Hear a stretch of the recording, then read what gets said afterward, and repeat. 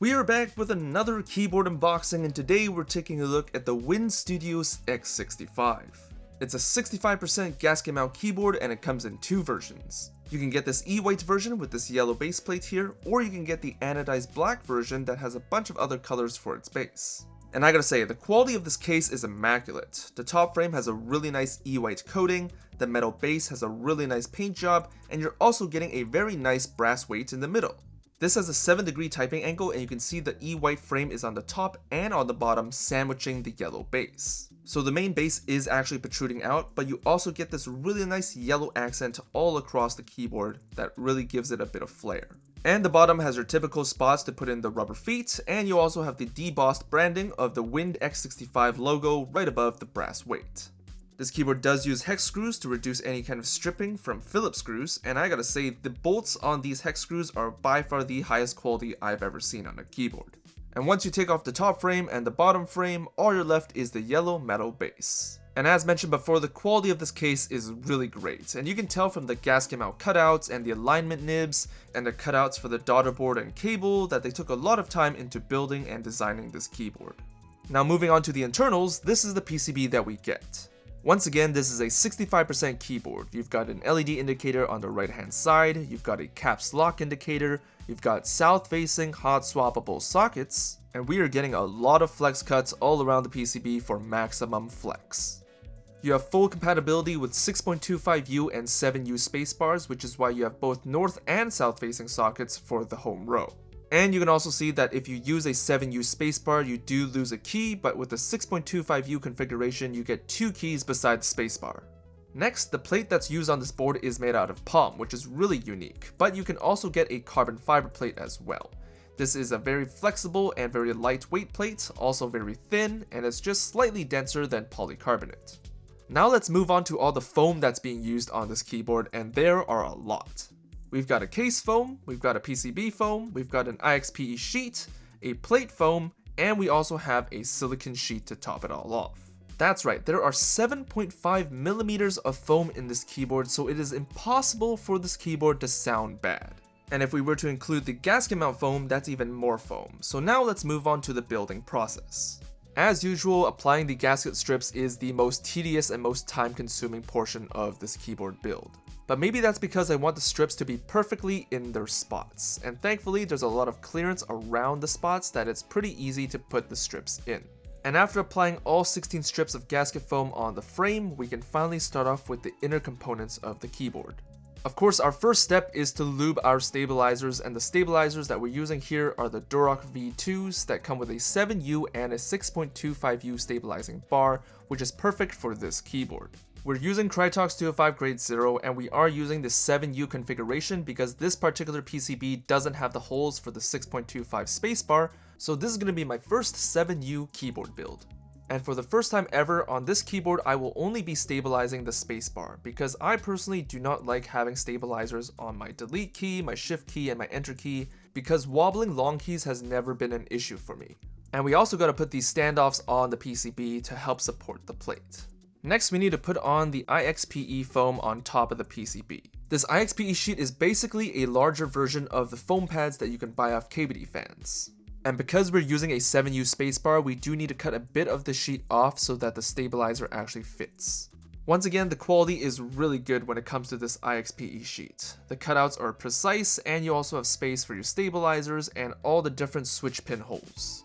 And thanks to the standoffs, it's really easy to align the sheet onto the PCB, which also helps align the plate foam, which also helps the plate stay in place.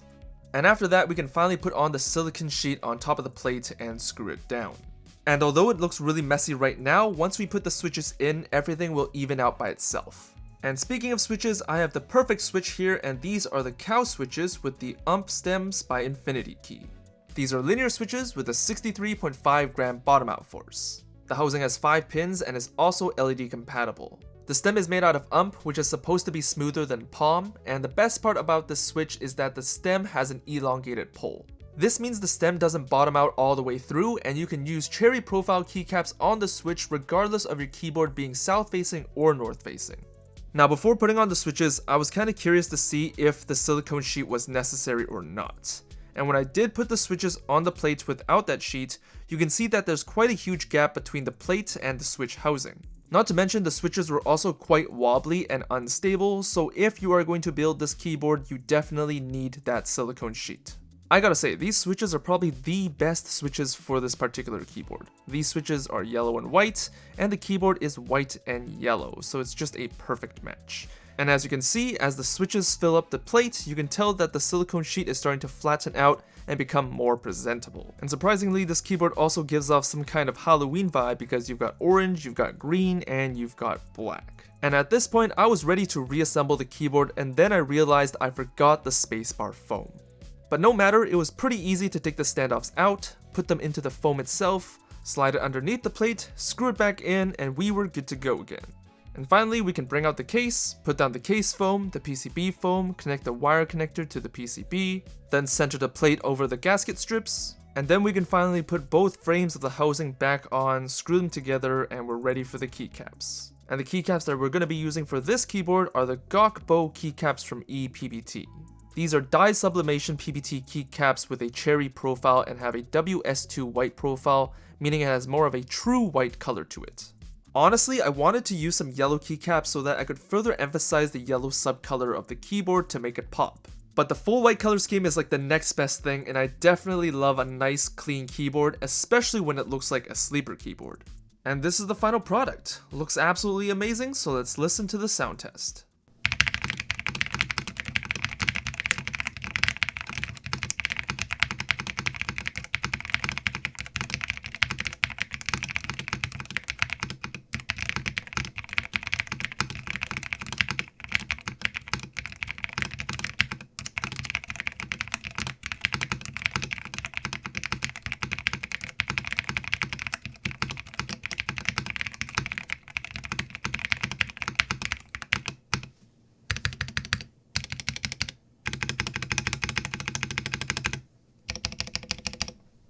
This is actually my first keyboard build where I've actually included PE foam, and honestly, I'm not too sure if I like it. I'm more of a thocky kind of person, and I'm not too sure if I really like that clack noise. The X65 is supposed to be a budget custom keyboard, and it's gonna come at around $290 with these extras at these prices. So it's in the middle ground between super expensive and budget friendly, but it's definitely a great beginner friendly custom keyboard. By the way, these are the keycaps that are being sent with the keyboard, and I gotta say, it definitely needs some work. Like, I appreciate the fact that there's a lot of keys that you can use, but the color scheme is just not very appealing. Now, if you were to get the X65, the only keyboard that's going to match this particular keycap set is going to be the anodized black and orange one. But don't get me wrong, the quality of the keycaps are there. They're great, nicely textured with double shot properties. But because they are releasing with multiple keyboard colorways, I think it would have been better to choose a more neutral color scheme for the keycaps that would match with all of them. But as for the keyboard, I can definitely say it's one of the nicer looking keyboards I've seen this year. There's just something about having that subtle line of color that just makes the keyboard pop more. If you're interested in the keyboard, it's going to be released in 5 days. Links are going to be in the description down below. Thanks for watching, and I'll see you guys later. Peace.